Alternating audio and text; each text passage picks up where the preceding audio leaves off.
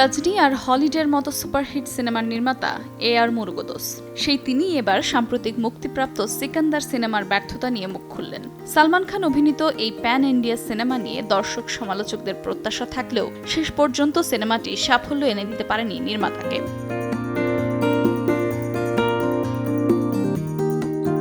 ভারতীয় গণমাধ্যমের দেয়া এক সাক্ষাৎকারে মুরুগদোস স্পষ্ট করেই বলেন, নিজের মাতৃভাষায় কাজ করার অনুভব আর অন্য ভাষার সিনেমা বানানোর অভিজ্ঞতা এক নয়। এ নিয়ে তিনি বলেন, শুধু মাতৃভাষায় সিনেমা বানালেই একটি সম্প্রদায়ের আচরণ, সংস্কৃতি ও দর্শকের চাহিদা বোঝা সম্ভব। সেভাবেই তখন সিনেমার ট্রেন্ড তৈরি করা যায়। কিন্তু অন্য ভাষায় কাজ করলে সেই সংযোগ আর তৈরি হয় না। তখন শুধু চিত্রনাট্যের উপর ভরসা করতে হয়।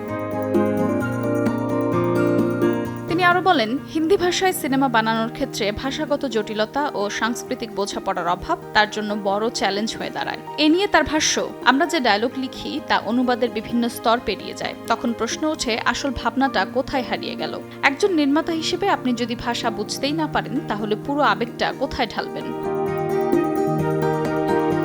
তবে তার এ বক্তব্যে অনেকেই খানিকটা অবাক হয়েছেন। কারণ সিকান্দার মুরুগদোসের প্রথম হিন্দি সিনেমা নয়। এর আগেও তিনি বলিউডে গজনী ও হলিডে পরিচালনা করেছিলেন, যেগুলো ছিল তামিল সিনেমার রিমেক। সেই তুলনায় সিকান্দার ছিল সম্পূর্ণ মৌলিক চিত্রনাট্য নিয়ে নির্মিত, যা হয়তো হিন্দি দর্শকের সঙ্গে সংযোগ করতে পারেনি। এআর মুরুগদোসের কথা এটা স্পষ্ট যে ভাষা শুধু সংলাপ নয়, ভাষা একটা আবেগ, সংস্কৃতি আর চিন্তার বহিঃপ্রকাশ। আর সেই কারণেই নিজের মাতৃভাষায় কাজ করলেই নাকি একজন নির্মাতা পুরোপুরি নিজেকে প্রকাশ করতে পারেন। আফরোজা মৌটুসী, সময় সংবাদ।